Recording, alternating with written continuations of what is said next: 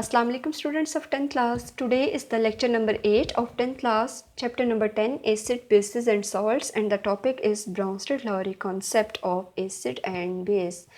तो स्टूडेंट्स आज हमने एसिड और बेस का जो ब्रॉन्स्टेड-लॉरी कॉन्सेप्ट है वो स्टडी करना है।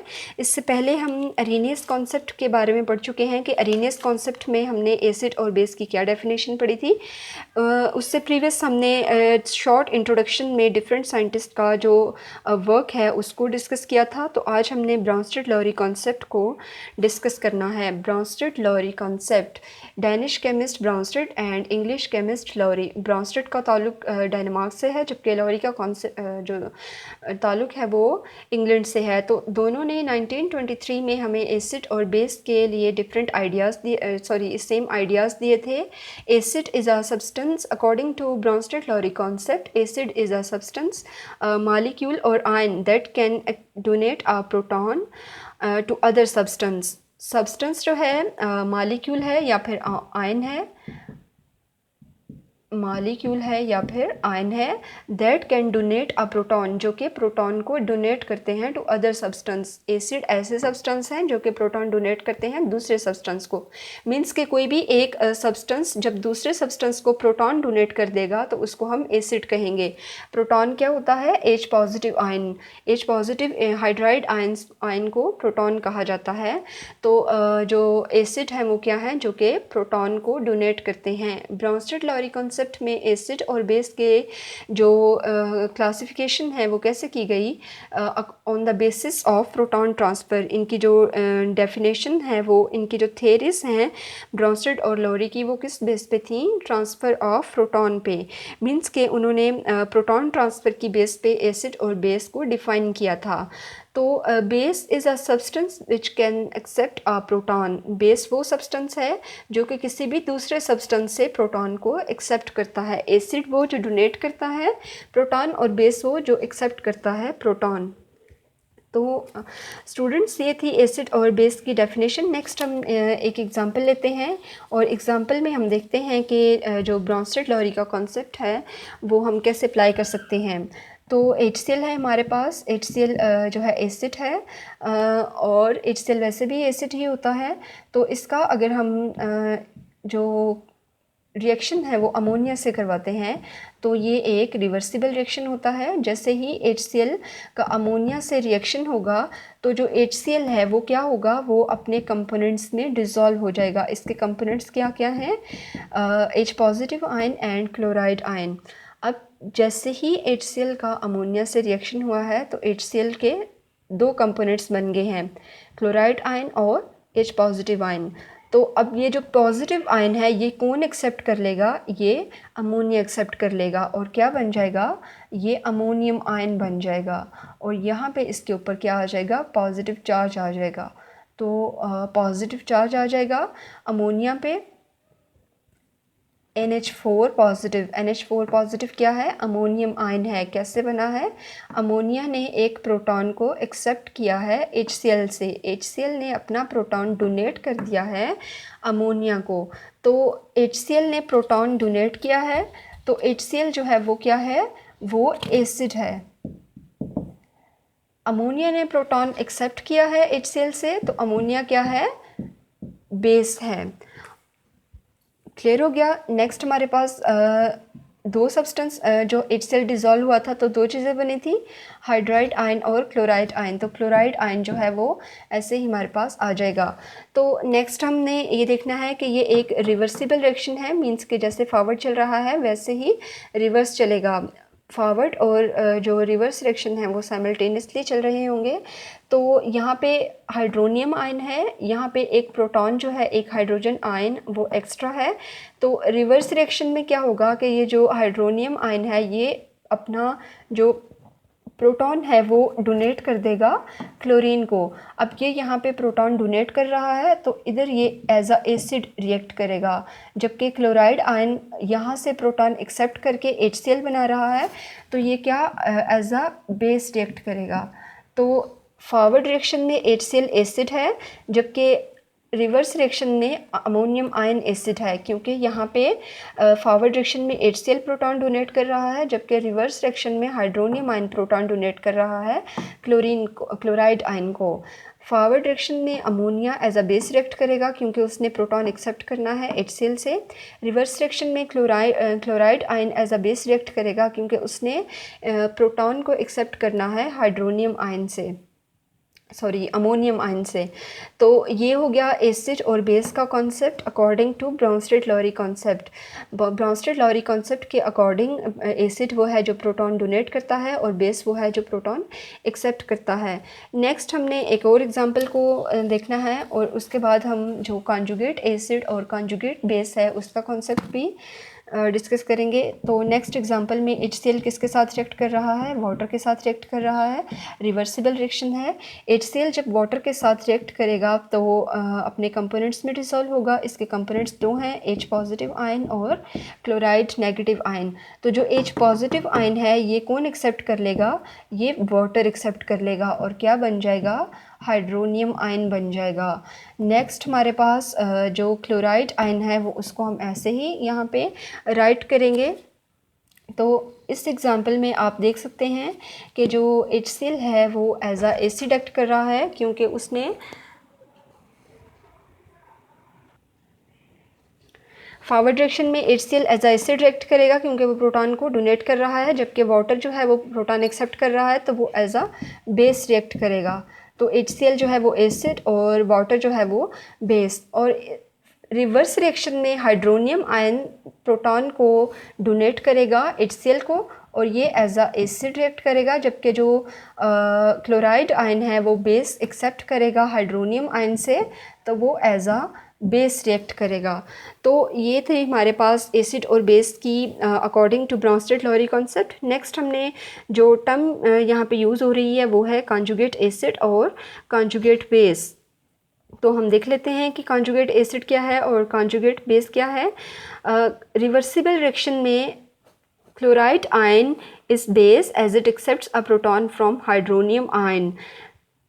अब देखें कि जो क्लोराइड आयन है वो किससे प्रोटॉन को एक्सेप्ट कर रहा है? हाइड्रोनियम आयन से। It is called a conjugate base of the acid HCl। ये एक कॉन्जुगेट बेस है। ये क्या है? एक कॉन्जुगेट बेस है। ये कॉन्जुगेट बेस कैसे बनी है? ये कॉन्जुगेट बेस कैसे बनी है कि ये एसिड से प्रोटॉन एक्सेप्ट करने से बनी है। All right, every acid has a conjugate base and every base has a conjugate acid. HCl acid था तो इसकी बेस बनेगी कॉन्जुगेट बेस और जो बेस है वाटर उसका कॉन्जुगेट एसिड बनेगा। तो ये जो है ये क्या है? कॉन्जुगेट एसिड है।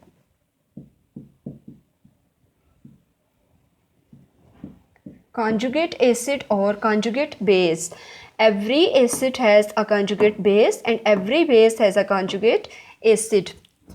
A conjugate acid is a species formed by accepting a proton by base. Conjugate acid हम उस species को कहते हैं जो कि प्रोटॉन एक्सेप्ट करने से बनी होती है किसी भी बेस से। जैसे कि ये कॉन्जुगेट एसिड है तो ये कैसे बना है? प्रोटॉन एक्सेप्ट करने से बना है ये conjugate. And conjugate base is a species formed by donating a proton by an acid. और कॉन्जुगेट बेस एक एसिड से बनती है प्रोटॉन डोनेट करने से। क्लोराइड आयन कॉन्जुगेट बेस है जो कि एसिड से बना है प्रोटॉन डोनेट करने से। तो ये था एसिड, कॉन्जुगेट एसिड और कॉन्जुगेट बेस का कॉन्सेप्ट। नेक्स्ट हम एक और एग्जांपल को देखते हैं कि उसमें हमारे पास जो एसिड और बेस का कॉन्सेप्ट है वो कैसे डिस्कस करना है। तो इसको हम यहाँ से रेस करते हैं और नेक्स्ट हम यहाँ पे एग्जांपल लेते हैं CH3COOH एंड वाटर। ये एक रिवर्सिबल रिएक्शन है। यहाँ पे एसिटिक एसिड है। एसिटिक एसिड जो है जब इसकी आयनाइजेशन होगी तो इसके आयंस बनेंगे।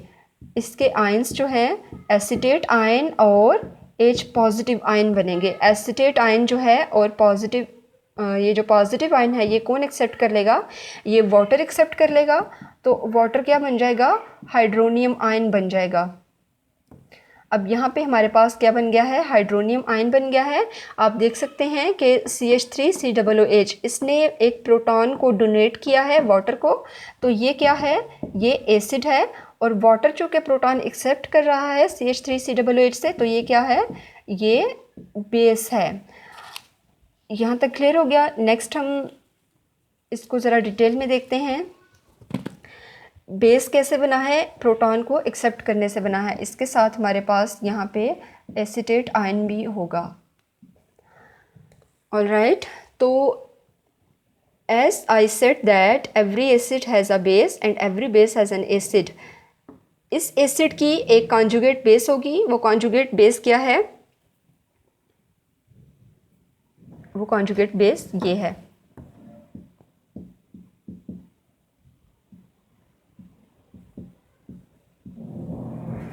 इस बेस का एक कॉन्जुगेट एसिड होगा, और वो कॉन्जुगेट एसिड कौन सा है, वो कॉन्जुगेट एसिड ये है।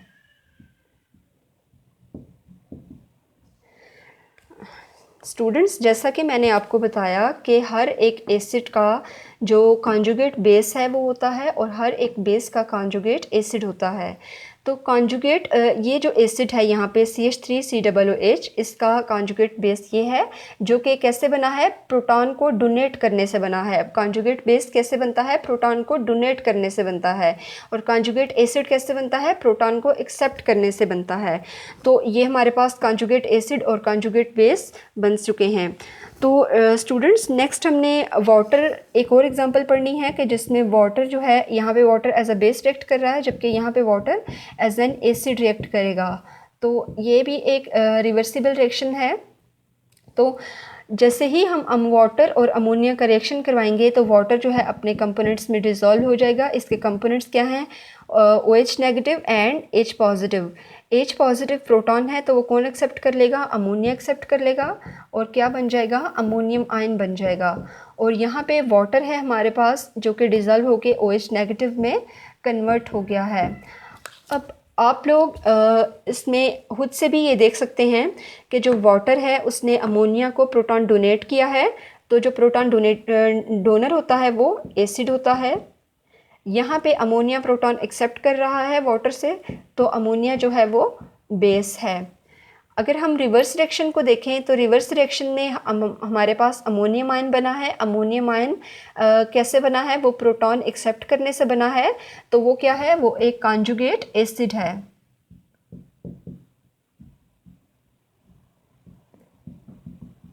Conjugate acid. अब हमारे पास हाइड्रोक्सिल आयन है, तो हाइड्रोक्सिल आयन कैसे बना है, प्रोटॉन को डोनेट करने से बना है। तो जो प्रोटॉन को डोनेट करता है वो जो है प्रोटॉन को डोनेट करने से बना है, तो ये क्या है, कॉन्जुगेट बेस है।